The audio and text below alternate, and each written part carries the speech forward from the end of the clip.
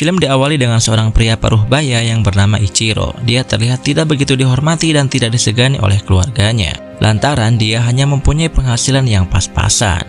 Begitupun di perusahaan tempat ia bekerja.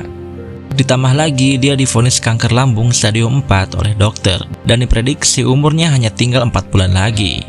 Namun Ichiro tetap menjalani kehidupannya dengan sabar dan tidak memberitahu keluarganya bahwa sisa umurnya tinggal beberapa bulan lagi. Di suatu malam, Ichiro menemukan seekor anjing yang menghampirinya. Anjing itu diberi nama Hanako. Dengan hadirnya Hanako, Ichiro merasa mempunyai teman yang bisa diajak ngobrol dan diajak curhat tentang kehidupannya. Namun sayang, istrinya menyuruh Ichiro untuk membuang Hanako. Dengan terpaksa, Ichiro pun membawa Hanako untuk dilepaskan di suatu tempat. Akan tetapi, Hanako malah terus saja mengikuti Ichiro sampai berhenti di suatu taman. Terlihat di sana ada seorang pemuda yang tampak sedang merenung, seperti sedang mempunyai masalah. Dia duduk di atas bangku taman. Pemuda itu bernama Hiro. Tak lama, Ichiro dan Hiro melihat ada UFO alien yang turun ke taman tersebut dan menghasilkan ledakan yang sangat besar. Dalam kejadian itu, Ichiro dan Hiro pun tewas. Di sana terlihat alien merasa bersalah atas tewasnya Ichiro dan Hiro. Alhasil alien tersebut menyusun kembali tubuh mereka berdua dan menjadikan tubuh mereka sebuah robot. Karena terburu-buru, alien tersebut menyusun tubuh Ichiro dan Hiro dengan benda-benda yang mereka miliki saat itu, yaitu dengan senjata berteknologi sangat canggih. Singkat cerita, saat pagi Ichiro pun terbangun dan tiba-tiba dia bisa melihat dengan jelas tanpa kacamata. Setelah itu dia pun pulang dalam keadaan bingung. Pada saat makan bersama dengan keluarganya, Ichiro menjadi tidak dapat merasakan rasa makanan. Karena merasa ada yang aneh, dia pun pergi ke kamarnya dan tiba-tiba saja tangannya bisa mengeluarkan senjata. Begitupun tubuhnya tampak menjadi robot. Dia pun sangat terkejut dengan hal itu. Di sisi lain, Hiro yang sudah menjadi robot juga, sekarang menjadi sosok remaja yang tak banyak bicara. Ternyata dia sekelas dengan anaknya Ichiro yang bernama Mari.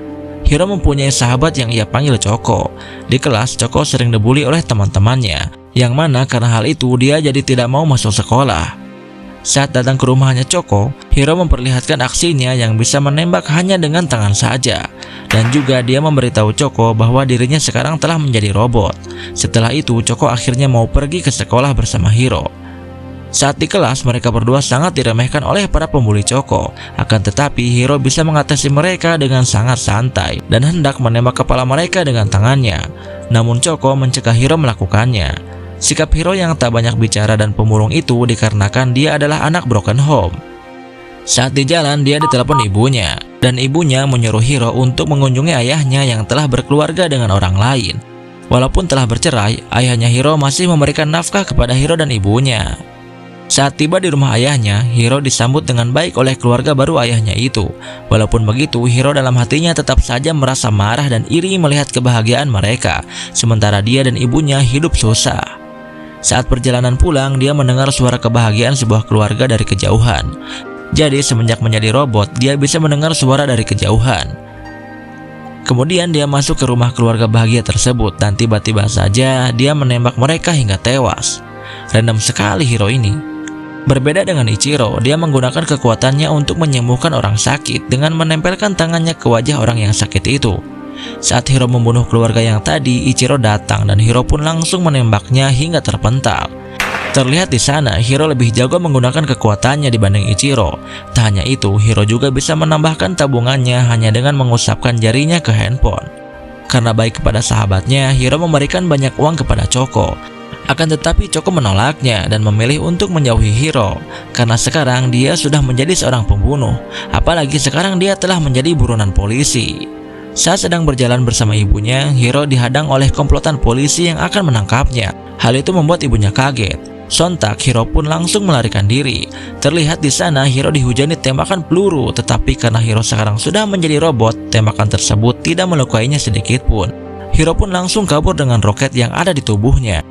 Kembali ke Ichiro, terlihat dia masih dalam konflik keluarganya yang mana keluarganya menuntut banyak hal padanya. Lalu dia merenung di kamarnya dan mendengar ada seseorang yang meminta pertolongan. Lalu Ichiro pun pergi dengan mencoba roket yang ada di tubuhnya. Saat sampai di tujuan, ternyata yang minta pertolongan itu adalah Choco. Lalu Choco menceritakan semuanya tentang Hiro. Ichiro juga menceritakan bagaimana awal mula dia dan Hiro bisa menjadi bertubuh mesin seperti sekarang. Keesokan harinya, Choco mengajak Ichiro untuk berlatih menggunakan kekuatannya.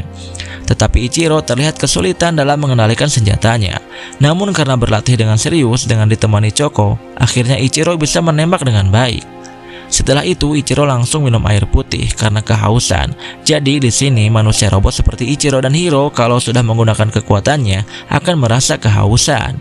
Pada saat itu, Ichiro dan Choco menemukan kelemahan manusia robot, yaitu tubuh manusia robot tidak bisa menerima air yang mengandung garam karena akan bereaksi tidak stabil dan akhirnya akan dikeluarkan kembali dari senjatanya. Di berita, Hiro semakin viral karena dinyatakan menjadi buronan polisi yang sangat berbahaya. Suatu hari, Hiro bertemu dengan perempuan yang menyukai dirinya yang bernama Shion. Shion mengajak Hiro untuk tinggal bersamanya di rumah. Shion hanya tinggal bersama neneknya karena kedua orang tuanya telah meninggal. Di media sosial, tampak ibunya Hiro dibully oleh orang-orang karena mempunyai anak seorang pembunuh. Dan karena hal itu, ibu Hiro pun nekat mengakhiri hidupnya.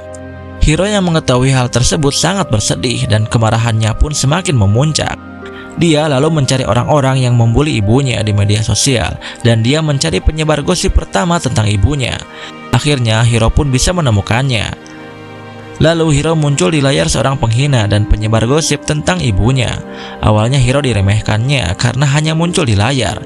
Tak disangka ternyata Hiro bisa menembak dengan tangannya melalui layar dan si pembuli pun tewas.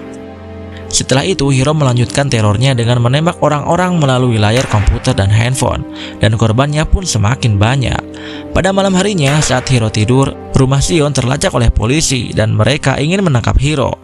Saat Hiro bangun, para polisi langsung menghujaninya dengan peluru.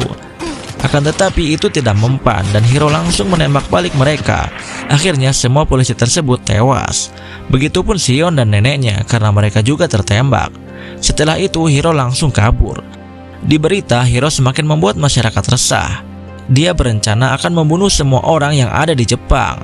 Di sisi lain, anaknya Ichiro yang bernama Mari akan melakukan karya wisata ke kota Shinjuku bersama teman-temannya. Ichiro memperingati Mari untuk tidak membuka layar handphonenya.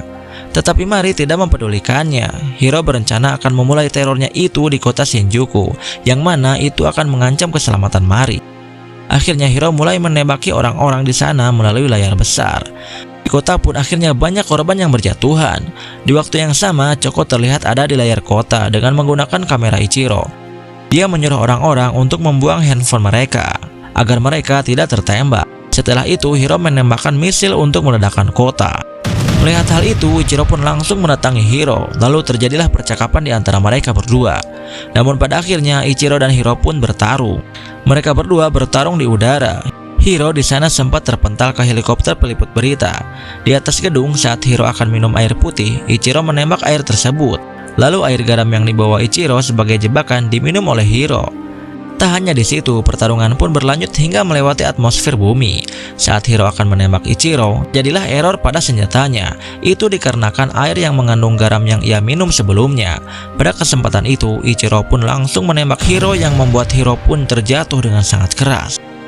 Setelah itu, Ichiro menemukan Mari yang tak sadarkan diri di reruntuhan gedung yang tertembak misil Hiro. Dengan kekuatannya, Ichiro bisa menyembuhkan Mari dan menyadarkannya kembali. Saat itu, Ichiro memeluk Mari. Hiro menendang Ichiro hingga terpental. Ternyata Hiro masih hidup. Ternyata Hiro akan menembak Mari, namun dengan sigap Ichiro menghadangnya. Tetapi tetap saja Mari tertembak. Hiro menghajar Ichiro tanpa perlawanan. Setelah itu, Hiro hendak menjatuhkan Mari. Akan tetapi dengan sangat marah, Ichiro mengeluarkan kekuatan penuhnya dan beradu kekuatan dengan Hiro. Alhasil, setengah tubuh Hiro hancur karena benturan yang sangat keras dengan Ichiro. Lalu dengan cepat Ichiro menggapai Mari yang terjatuh ke bawah. Dengan segera Ichiro menyembuhkan Mari yang kedua kalinya dengan kekuatannya. Akhirnya Mari pun kembali sadar. Setelah itu, Mari merasa bersalah atas perlakuannya selama ini kepada ayahnya yang kini bertindak sebagai superhero bagi orang-orang dan juga menyelamatkan nyawanya. Karena kejadian itu, kini media menganggap bahwa Hiro telah mati dan seluruh catatan kejahatannya dihapuskan. Di rumah, Ichiro mulai diperlakukan dengan baik oleh keluarganya. Dan tak disangka, ternyata Hiro masih hidup dengan tangannya yang telah hancur dan terlihat sedang mengunjungi Choco di rumahnya. Dan pada akhirnya Hiro menyadari perbuatan jahatnya selama ini dan film pun tamat.